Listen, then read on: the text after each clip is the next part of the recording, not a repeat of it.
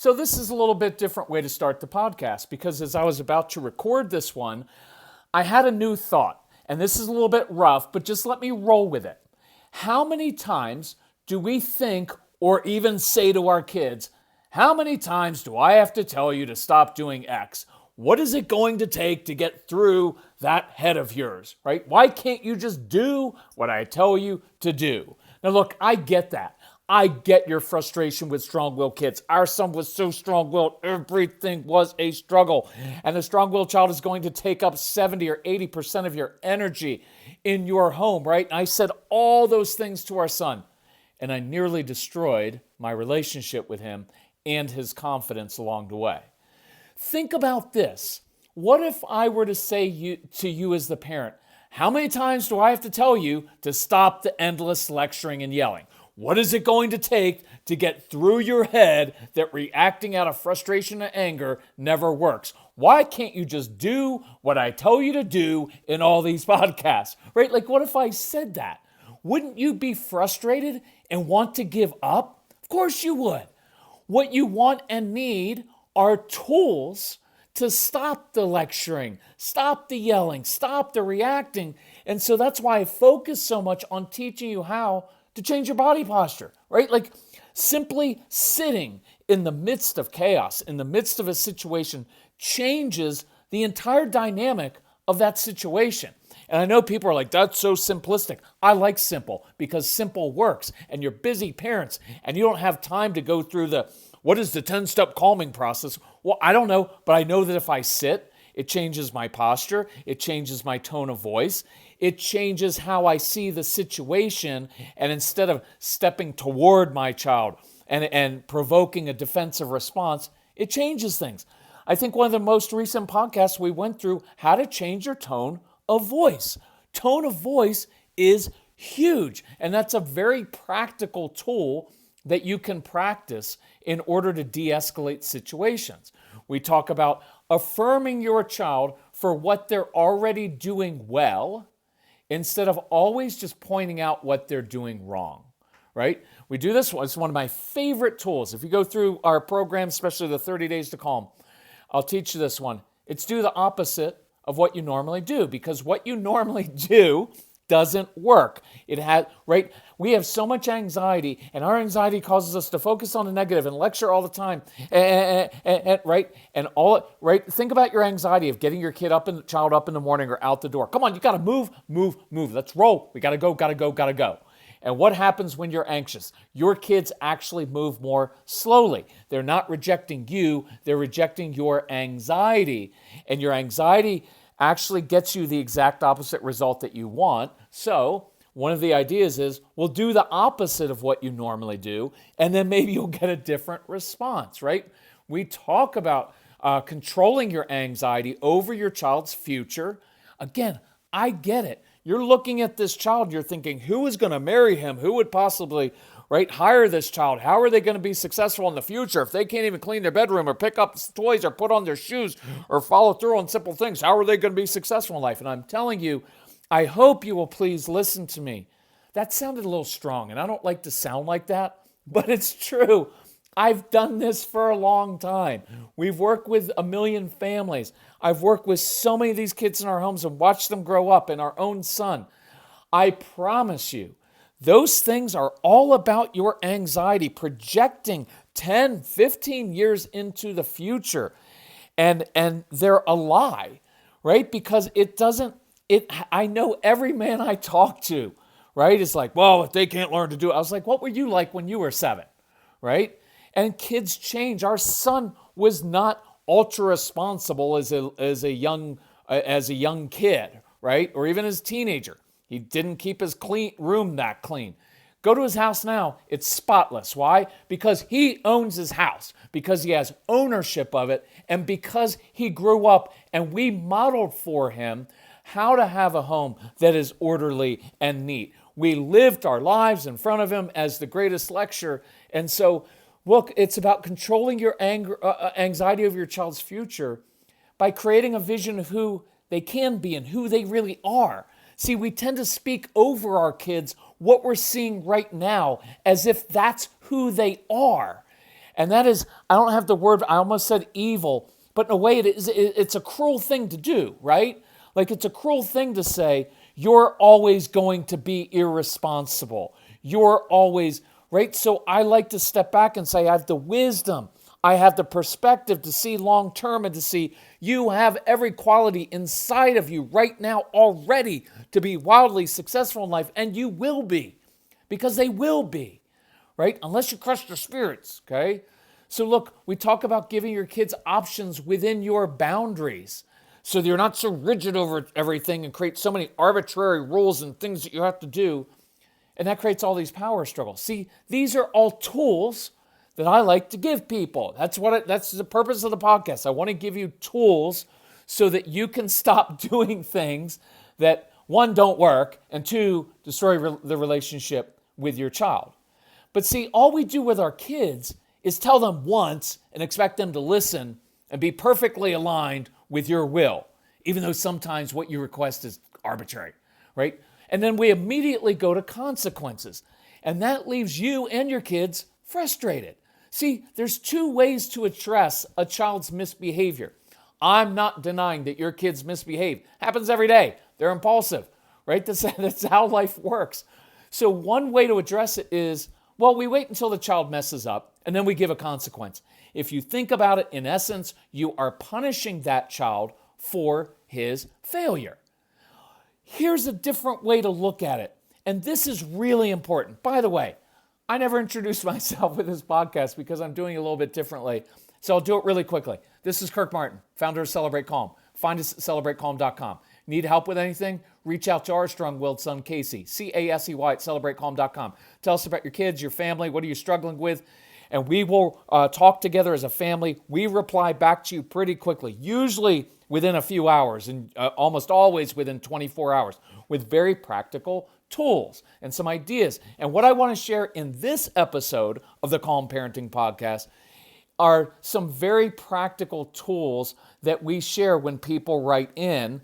And so this is very, very foundational. So, what if you know your child struggles in a certain area? See, if you just threaten consequences, well, then you're just going to waste their entire childhood just giving consequences, right? It'd be like if I just told you every time, like, stop. Why won't you stop if you don't stop yelling? Right? No, you give them tools, right? It won't change a thing. But what if you were to give your child, or if you're a teacher listening, tools to do it differently? And in essence, began creating successes instead of reinforcing failure. See, many of your kids have begun to internalize that they're bad kids or stupid kids, right? And so this isn't really a discipline issue, it's a tools issue. And I will add this, I think some of your kids feel helpless to change. I would write that word down and begin to meditate on that and think about your child. Some of your kids feel helpless because they came out of the womb like this. They're strong-willed. They want to do things on their own terms. They have pushed since the time they were little. You tried to put them in preschool, and they couldn't sit still, and they wanted to get up and walk around and pursue their curiosity, by the way, which is what they're supposed to do. And they never really fit in. And they may have the misfortune of having a compliant, rule-following sibling who is perfect and everybody compares them to, and that's not a good situation for them because then they'll further internalize, nobody likes me, you're always picking on me, why am I the only one in trouble? And of course you're going to say reasonably, well, you're the only one in trouble because you don't listen and you keep, it's frustrating, I get it. But I believe many of your kids are helpless. They feel helpless to change. Watch, I've got to add something here. They partly feel helpless because sometimes, and you have to do your own work on this, what you are expecting of them is unrealistic. Many of you, that's partly why I like doing the phone consultations, because I can talk to the parents and say, you know what, I understand why you do that, but that is an unrealistic expectation of a 6-year-old or of a 14-year-old or of a 15-year-old boy. Right? You're asking something that's unrealistic because that's the way you were as a kid, but that's not how it works. You don't get to project onto your kids what your experience or how you're made. because many of your kids are very different from you, or they're just like you, which can be equally frustrating because you don't want them to experience the same hardships you did. So you spend all this time trying to change, and fix them.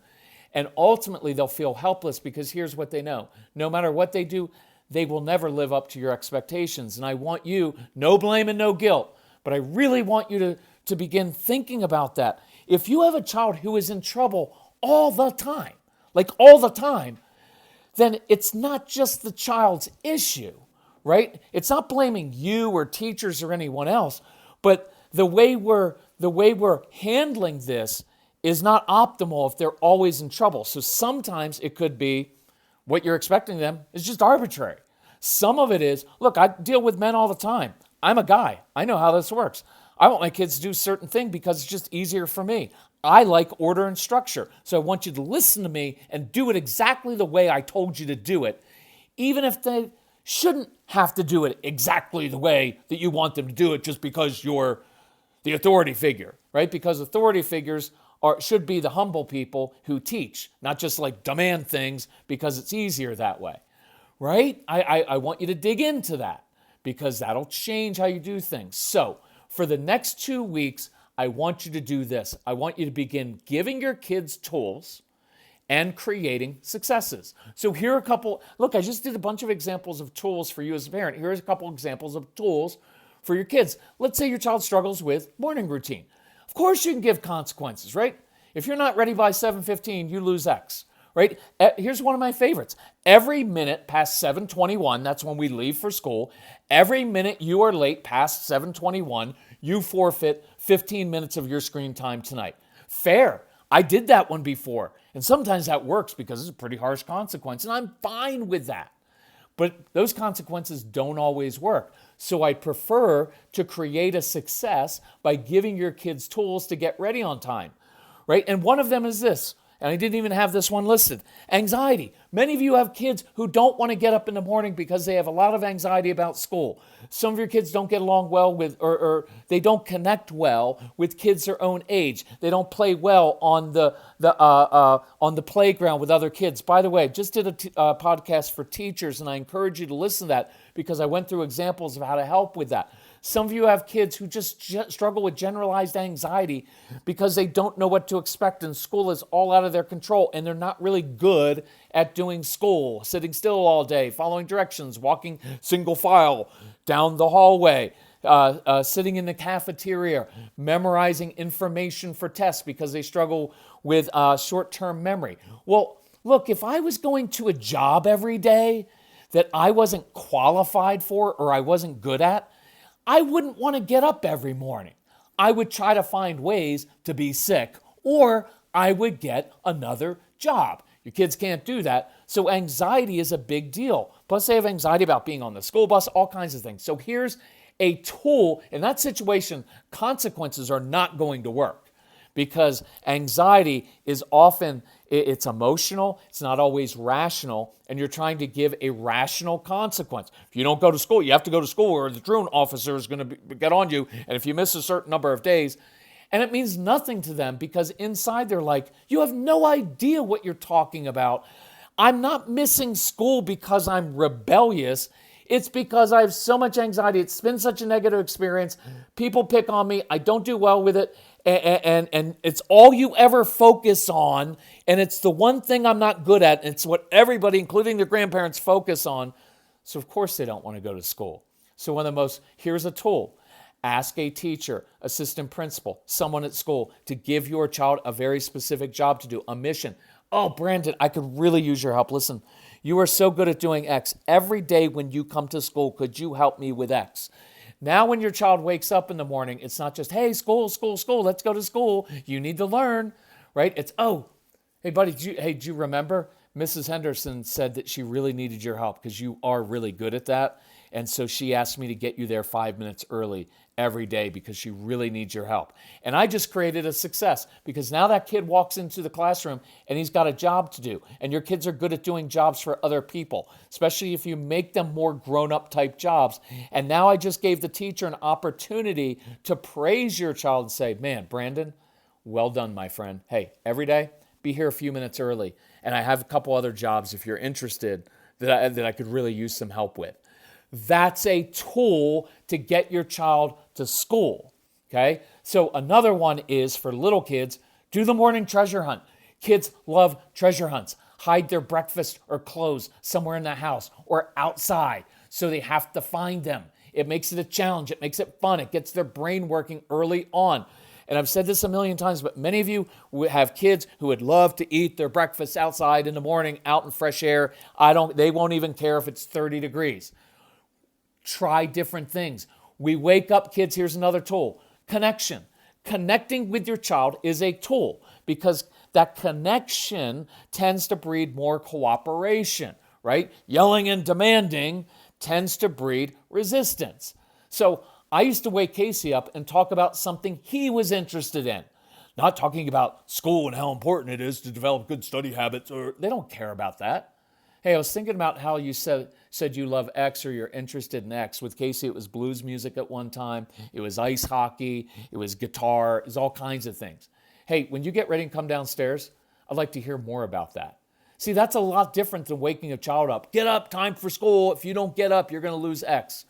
Chores. What are some tools for doing chores? Make them more challenging. Make them difficult. Let your kids do their chores backwards. Let them do it blindfolded. Make it fun. Let them do different chores than your admittedly arbitrary list of common chores that every child should do. Well, your strong-willed kids are not every child. They're different. Does it mean you just let them get away with nothing? No. But I expand my list of ways to contribute to our home and be responsible. Why? Because I'm not just checking off boxes as a parent. Well, kids have to do chores because that's what you do. Well, no. The bigger thought is I want to train my child to be responsible and respectful toward other people so that when he goes into the adult world, he knows how to navigate that world. Loading and unloading the dishwasher has nothing to do with that. If your kids do that, awesome. But those of you who are control freaks, you don't like the way they do it anyway, so you may as well just do it yourself. But here's what we did with Casey. He was very helpful to neighbors. We had an old couple that lived 2 doors down. So guess what Casey did? He went over there and helped them. Why? Because he got along really well with older people because they didn't lecture him. And the old guy had been a session musician with Johnny Cash and Elvis Presley back in the day. That's pretty cool. So he helped the neighbors. Guess what we heard from our neighbors? Man, your son is an amazing young man. And we're like, really? Have you lived with him? Have you seen his bedroom?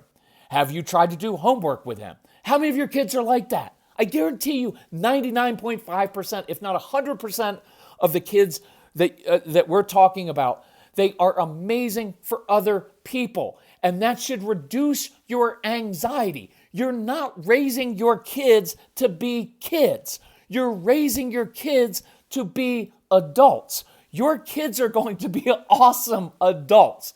They're just not good at doing the kid thing. So forgive me for being a little bit not angry, but it's defensive for the kids because they get their spirits crushed. Look, we have an entire generation of kids, many of your kids, who will be amazing in the adult world, and nobody freaking tells them that. You're not good at, here's what they hear every day. You're not good as a kid. You don't do your homework right. You can't sit still. You can't sit at the dinner table. You don't eat the right things. You don't sleep the right way. You're an effing loser. Forgive me for doing that, but it's important that sometimes I like to be talked to like that. I like for people to say, you need to stop that because it's hurting your child.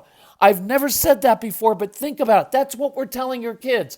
You stink as a kid, and you better change or you lose all your screens, and the rest of the family's going to be angry at you.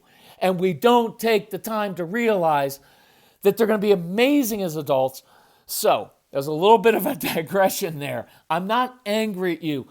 Look, I'm angry because of what happens to these kids, and I I have to see it on the back end when their spirits are crushed and they end up feeling like losers when they're these brilliant young men and women who have no confidence, right? Who grow up and all they knew was, I'm a loser. And so they don't fit in. And some of them seek to medicate themselves in different harmful ways. And there was nothing wrong with them the entire time. They just didn't fit into the kid world the right way. And I want us to think larger. Stop checking off the boxes. Well, he's a kid, he should do this. Why? Each of your children is an individual. You have some client kids who love checking off the boxes and doing all their chores, and it makes them feel orderly and structured. It makes them feel good because you love them. And you say, you're awesome.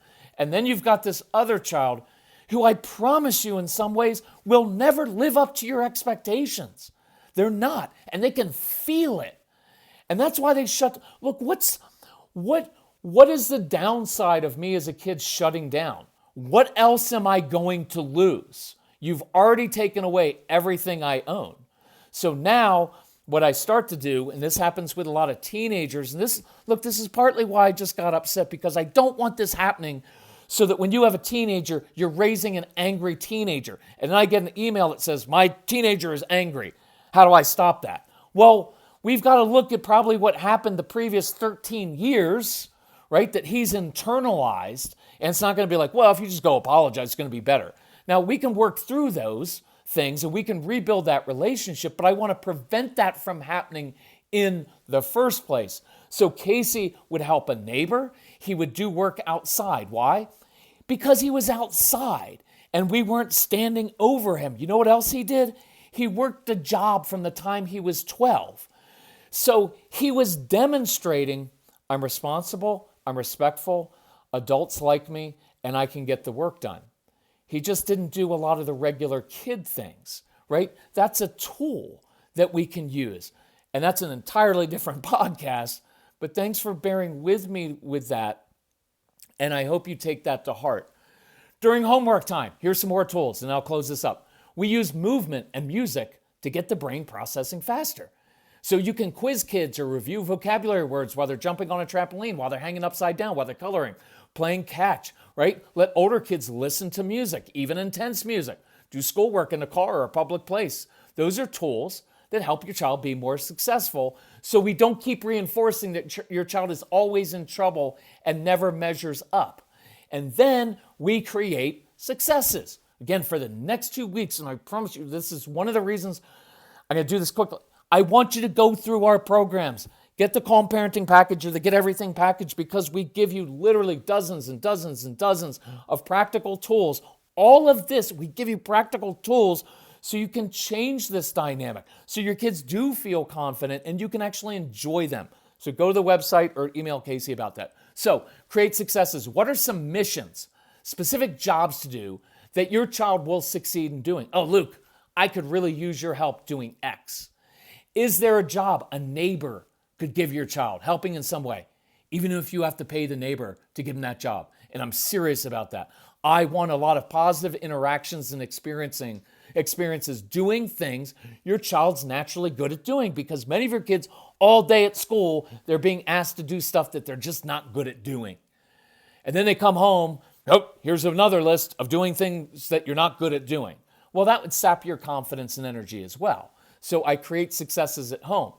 I love, if there's a dad in the home, to give, because dads sometimes are relentlessly kind of on kids about not doing it the right way and my way or the highway approach.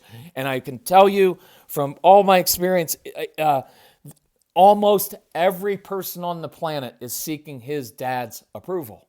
It's just the way it's built into our fabric. And so I give my child missions he can complete and then affirm him. And if there's no dad in the home, it's okay. Moms, you do this, right? Make it fun. Make it a game. Hey, bet you can't do X. Set your child up for success.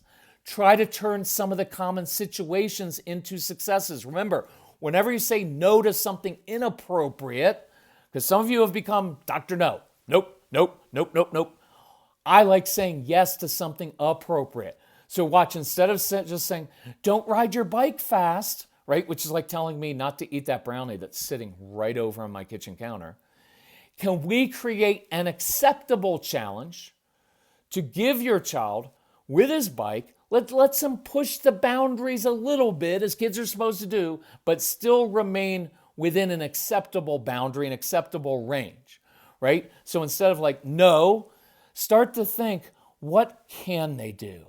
Instead of just reflexively saying no, and I know why we do that. Look, I'm all over saying no. You have to say no to your kids over certain things like screens. I want to say no a lot, right? But what do we say yes to? That's more important. And then here's another tool and way we create successes. Affirm and give positive intensity to the good choices. Do it that in a purposeful way. For the next 2 weeks, catch your child making good choices. Give little fist bumps. Hey, well done, son. That shows me you're growing up. By the way, that's a great way to praise your child. Even, matter-of-fact tone, very low-key. Not a big, I'm so proud of you, right? Because that's when they shut down. It draws too much attention to them and it sounds fake. So, next 2 weeks, here's our roadmap. We are going to give our kids tools to succeed relentlessly. I want you to talk to your child's teachers. I want to talk to your spouse. And I even want to talk to your child about this of like, hey, our child is struggling in this area. Instead of just going right to what's the consequence going to be, what are 2 or 3 different tools we could give our child to succeed and then begin creating successes? If you need help with that, reach out to us. Definitely listen to the programs because we go through a 24-hour day from morning to kids getting home, to going to that Taekwondo class, to doing homework, eating dinner, bath time, bedtime, all screens. There's a whole program on screens. We go through everything in a day. Here's a different way to do it so that you can enjoy your child and that your child can feel good about himself and enjoy his childhood. Hey, thank you for listening to this. Thank you for letting me get a little bit intense and emotional there. Love you all. If we can help you, just let us know. Bye-bye.